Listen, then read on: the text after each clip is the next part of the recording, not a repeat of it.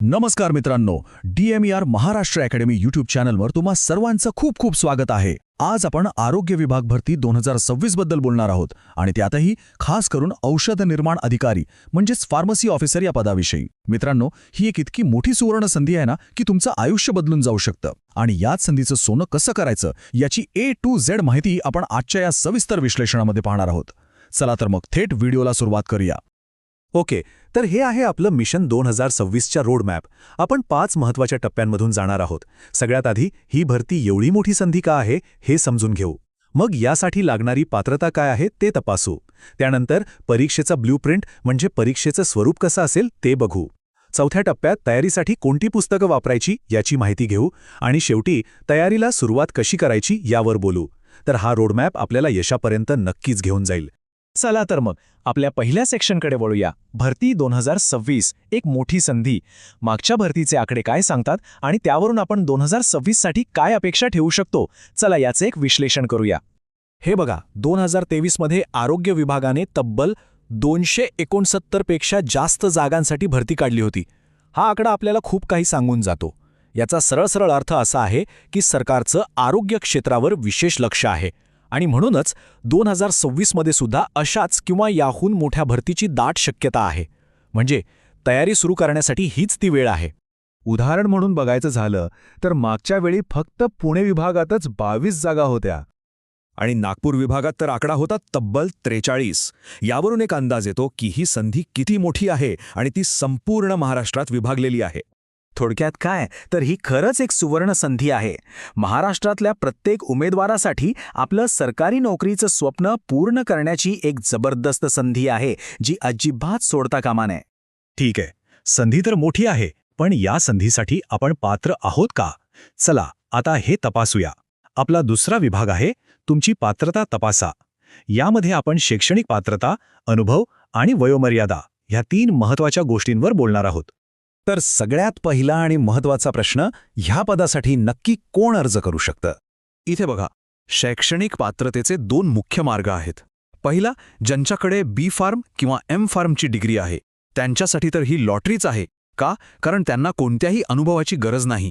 तुम्ही फ्रेशर असाल तरी थेट अर्ज करू शकता. आता आपण D फार्म पदविका धारकांबद्दल बोलूया. त्यांच्यासाठी एक महत्त्वाची अट आहे, ती म्हणजे त्यांना 2 वर्षांचा अनुभव आवश्यक आहे आणि हा अनुभव शासकीय, निमशासकीय किंवा नोंदणीकृत खाजगी रुग्णालयातलाच हवा. पण थांबा, D फार्म फ्रेशर्ससाठी एक प्रो टिप आहे. जरी तुम्ही अनुभवामुळे अंतिम निवडीसाठी पात्र नसलात तरी परीक्षेचा अनुभव घेण्यासाठी आणि TCS पॅटर्न समजून घेण्यासाठी हा फॉर्म नक्की भरा. ही तुमच्यासाठी एक परफेक्ट मॉक टेस्ट ठरू शकते. आता वयोमर्यादेचं काय आहे? तर अर्ज करण्यासाठी किमान वय आहे 18 वर्ष. खुल्या प्रवर्गासाठी कमाल वयोमर्यादा 40 वर्षे आहे. आणि हो, इतर मागासवर्गीय, खेळाडू आणि बाकी राखीव प्रवर्गांसाठी नियमानुसार वयात सवलत देण्यात आलेली आहे. त्यामुळे आपल्या कॅटेगरीनुसार पात्रता नक्की तपासा. बरं, पात्रता तपासली. आता थेट परीक्षेबद्दल जाणून घेऊ. आपला तिसरा विभाग आहे परीक्षेचा ब्लूप्रिंट. यामध्ये आपण परीक्षेचं स्वरूप, गुण आणि काही महत्त्वाचे नियम समजून घेणार आहोत, जे खूपच महत्त्वाचे आहेत. हे बघा, हे खूपच सोपं आहे. इथे 80-20चा नियम लक्षात ठेवायचा. एकूण 100 प्रश्नांपैकी 80 प्रश्न हे तुमच्या टेक्निकल विषयावर म्हणजे फार्मसीवर आधारित असतील आणि उरलेले 20 प्रश्न हे नॉन टेक्निकल असतील. एकूण 200 गुणांची ही परीक्षा तुमच्या निवडीचा मार्ग ठरवणार आहे.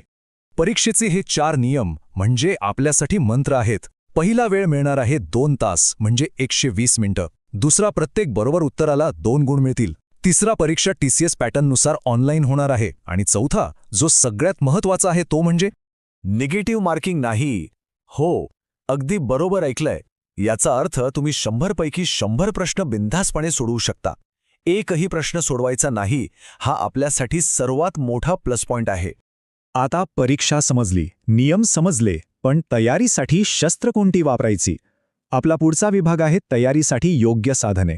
कारण यशाची गुरुकिल्ली योग्य अभ्यास साहित्यातच दडलेली असते.